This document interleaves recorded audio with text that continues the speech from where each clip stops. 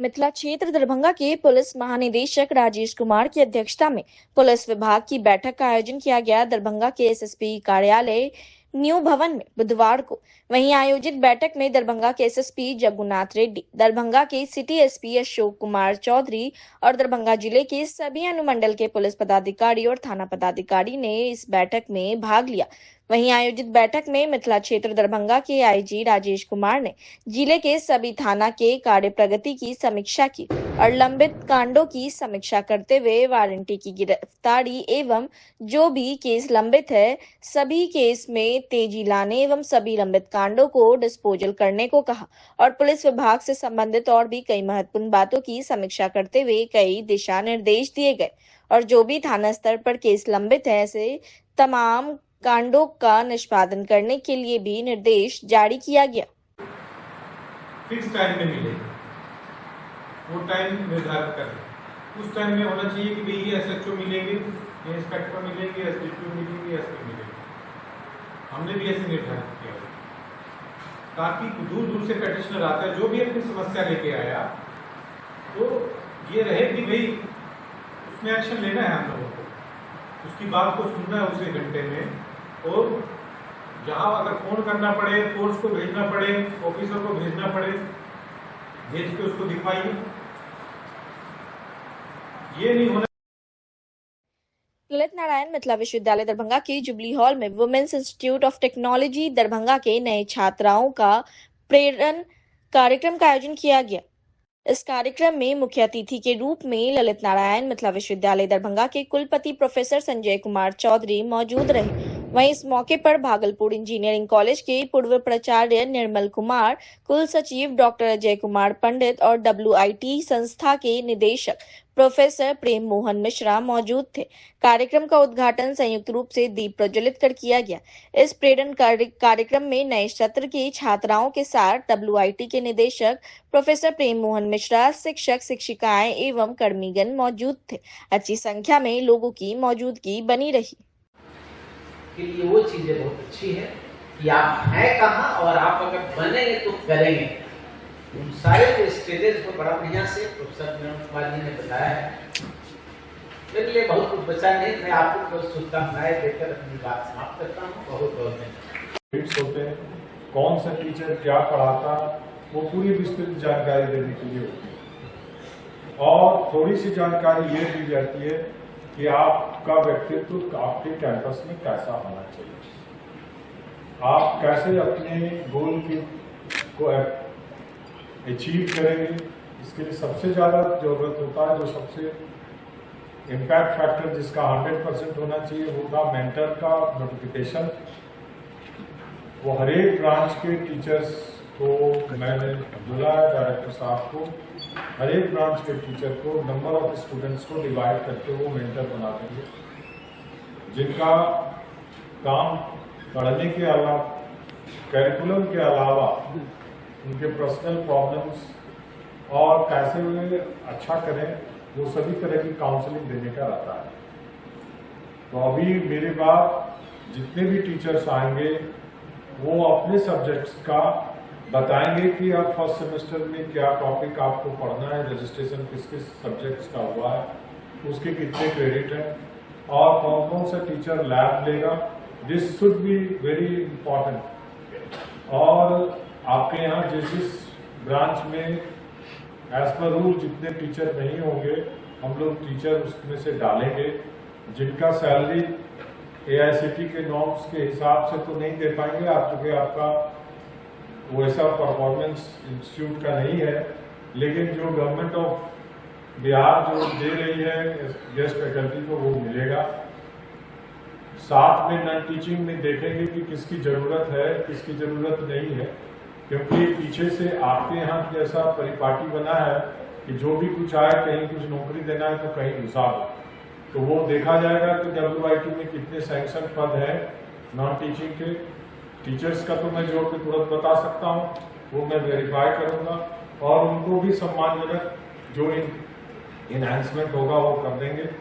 लेकिन सबसे इम्पोर्टेंट है वर्क कल्चर अगर नहीं होगा, आपके डायरेक्टर ने मेल से रिजाइन किया है, मैं इनसे क्वेरी करूँगा उस रिजाइनेशन कि इन्होंने जिस कारण से दिया होगा और जिस व्यक्ति ने झगड़ा किया होगा या समूह ने किया होगा उस सबको टर्मिनेट में कर दें। यही इंडेक्शन का सबसे इम्पोर्टेंट चीज मैं बता देना चाहता हूँ।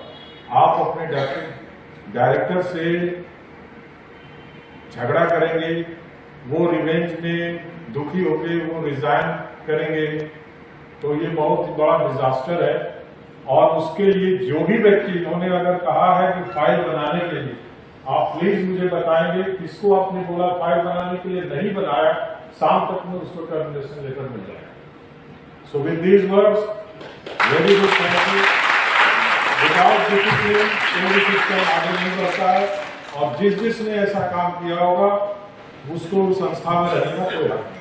Thank you very much. ये जो नया सत्र प्रारंभ हुआ है, इसमें बच्चे एडमिशन लिए हैं फर्स्ट सेमेस्टर में 24-28 बैच के, तो सभी तकनीकी संस्थानों में ये परंपरा है कि 1 सप्ताह का प्रेरण वर्ग होता है। अब तो यूजीसी ने कर दिया है, कॉलेज सब भी, इसमें पहले से था।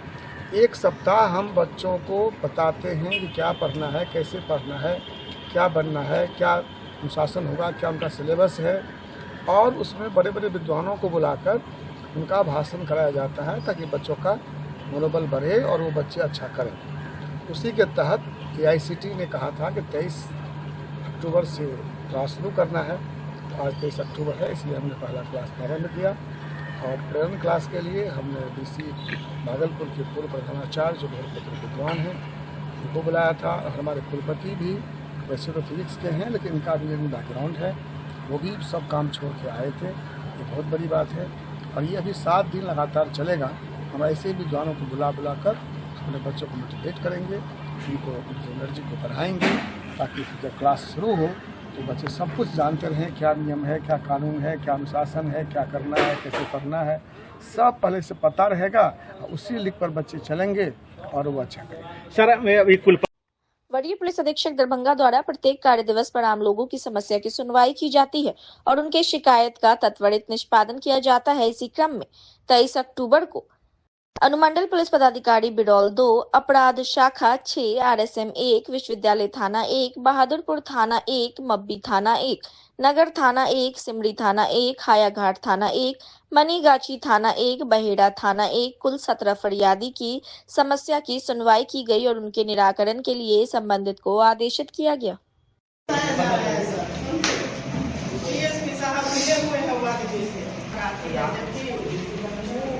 मेरे पति को धक्का मारा है, वही लड़का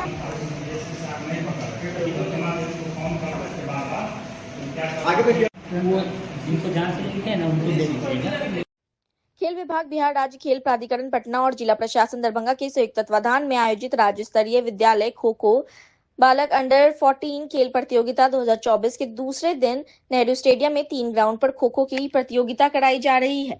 खेल प्राधिकरण पटना से प्रतिनियुक्त तकनीकी पदाधिकारी के कुशल निर्देश में सभी मैच कराए जा रहे हैं।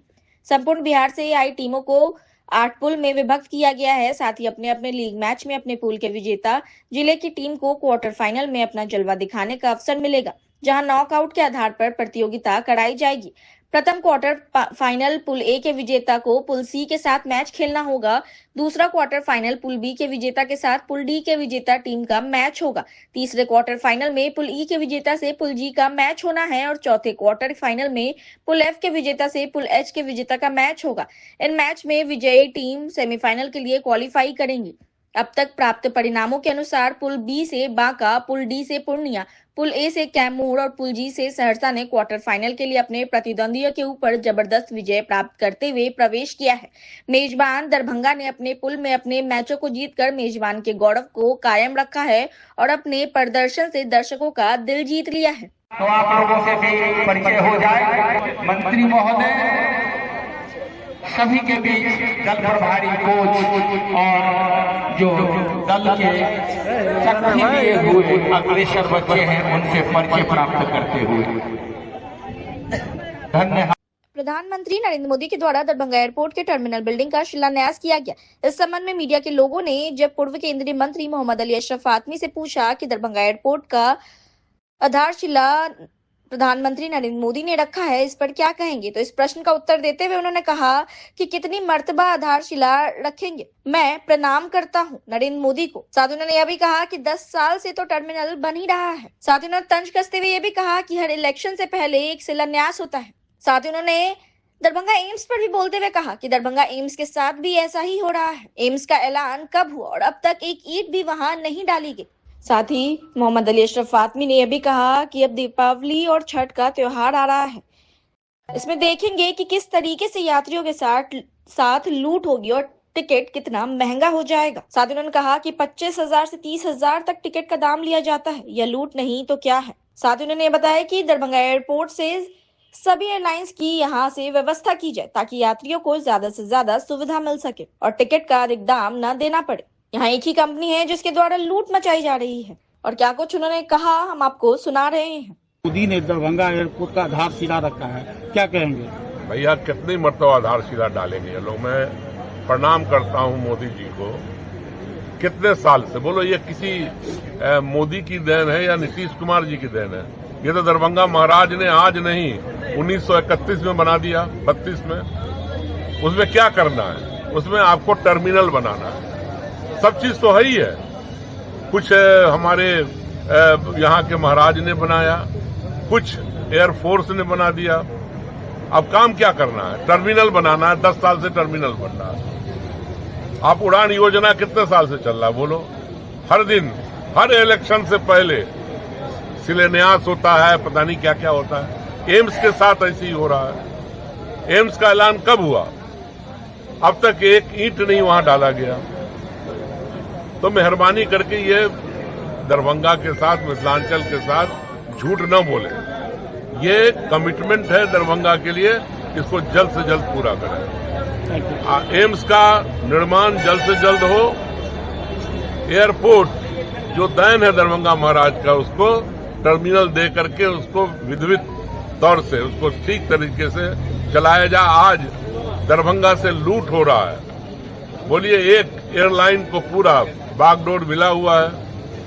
आप पटना से जाइएगा तो टिकट सस्ता है, दरभंगा से 1.5 गुना महंगा है।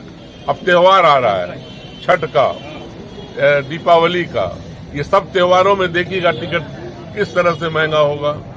25,000, 30,000 का एक तरफ का टिकट।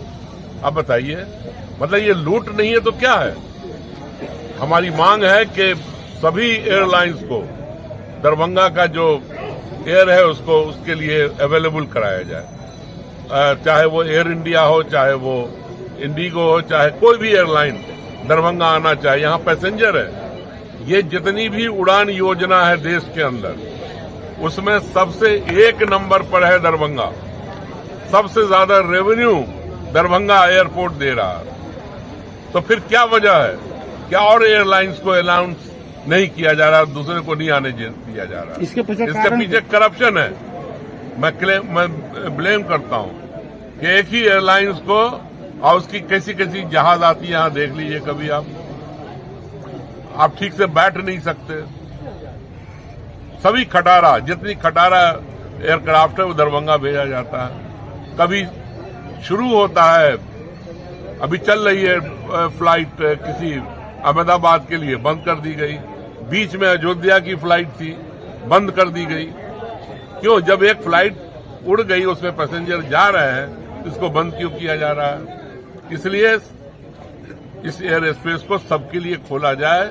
जितनी अच्छी एयरलाइंस है, सबको आने का मौका मिले। ये लूट का माहौल बंद हो और एयरपोर्ट टर्मिनल जल्द से जल्द बने। कितने साल पहले, मैं आपसे जानना चाहता हूं, कि बिहार सरकार ने जमीन दे दिया टर्मिनल के लिए, क्यों नहीं बन पा रहा? एम्स जाने कितनी मर्तबा अनाउंसमेंट हो गया, यहां बनेगा, यहां बनेगा, वहां बने। कहीं बनाओ ना भाई। अब आज बनना शुरू होगा तो 10 साल लगेगा बनने में।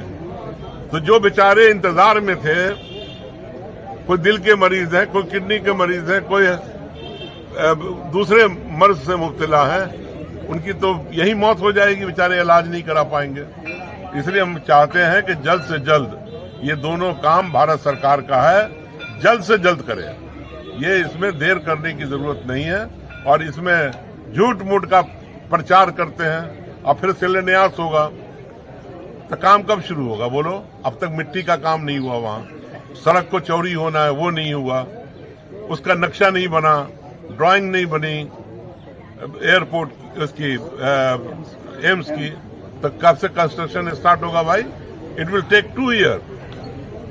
उसके मिट्टीकरण में, उसके ड्राइंग और नक्शे बनने में।